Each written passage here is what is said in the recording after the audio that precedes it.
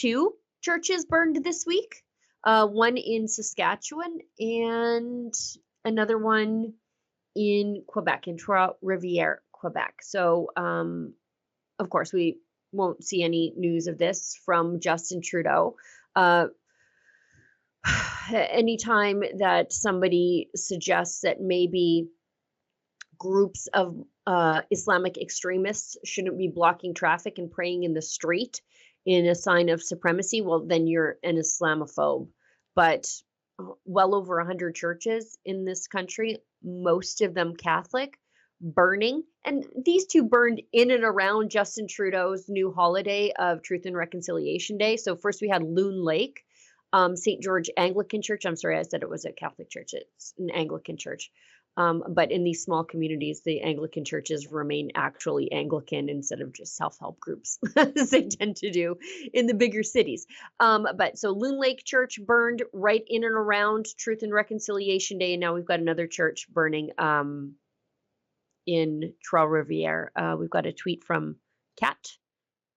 Look at this. Just makes you sick to see it. And of course, Justin Trudeau won't say a word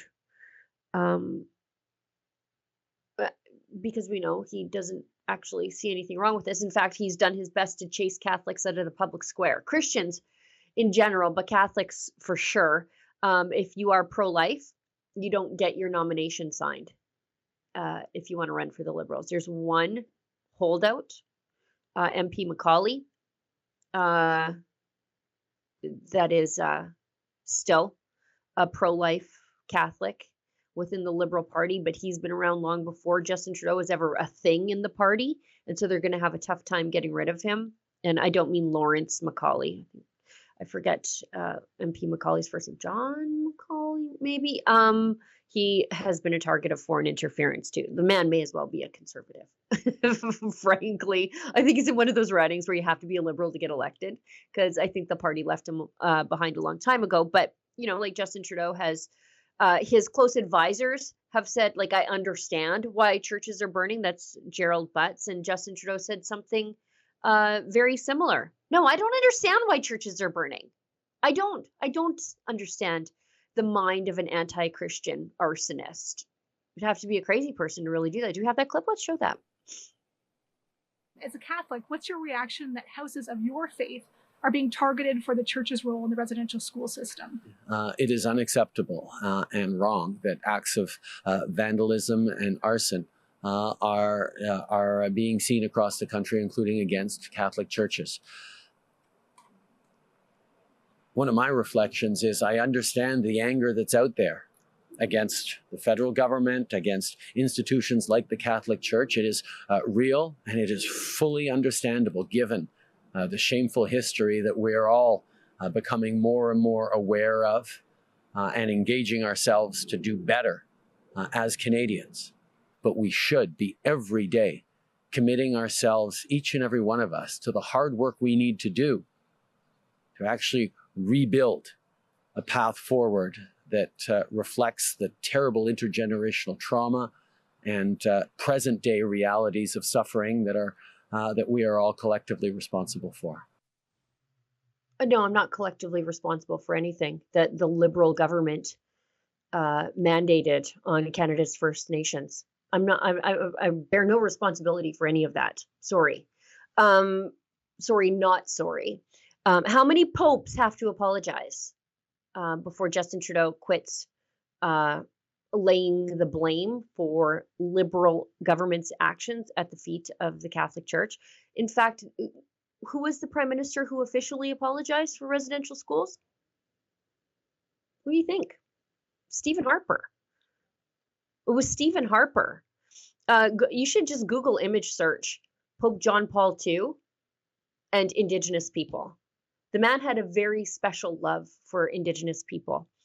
But, you know, there's Justin Trudeau just understanding the mind of an anti-Christian arsonist. And by the way, many of these churches that are burning, they are in Indigenous communities. They are the religious community hub for Indigenous people that are being burned down. That's what's happening here. You're erasing this very intrinsic part of Indigenous culture.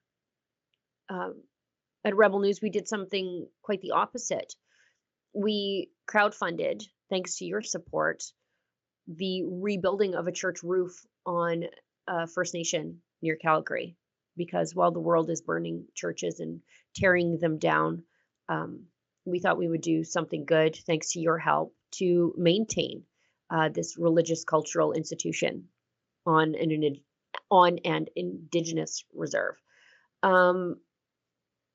I think Ezra has Gerald Butts tweet where he says that he understands why these things are happening. And like as an actual Catholic myself, to see Justin Trudeau, as I fuss at my Our Lady of Guadalupe around my neck, to see Justin Trudeau say, as a Catholic, no, you're not a Catholic.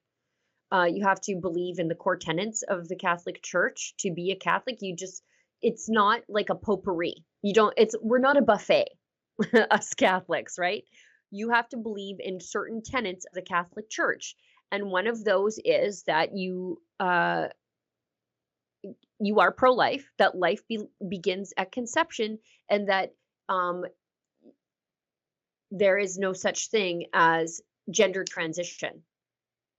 And Justin Trudeau doesn't believe in those things. Those are just like the basic tenets of the Catholic Church. There are many more that I know for a fact he doesn't believe in, like divorce. But but anyway, let's show that Gerald Butts tweet again, just so you know who Gerald Butts is, one of Justin Trudeau's oldest friends. And he says, so Jerry is defending the churches burning is cool crowd. And he said, it's not cool, though it may be understandable. No, it's not understandable. And you're a crazy person if you think that way. If you can understand the violent bigotry being perpetrated on Christians in this country under Justin Trudeau's watch, I don't want to know what's going on inside your mind whatsoever. Jamil Javani, brand new Conservative MP, best friend of JD Vance, vice presidential candidate for the Republican Party. He has been instrumental in introducing I think it's Private Members Bill, C-411, to increase the penalty for the crime of arson against churches. So this gives if you're convicted of arson and an aggravating factor is that it was committed against a church, your sentence will be higher than a regular arson. He says enough is enough. The attacks on religious freedom in Canada must end. Yeah. Why don't we have a strong deterrent? How many arrests have we seen from this? Very little, actually. There's a wave of anti-Christian arsons in a civilized Western country, and the establishment is all sort of like, they kind of had it coming. They won't shut up about babies. And they, By the way, if you want, as I said the other day, pardon me if I sniffle a little bit, I have a cold.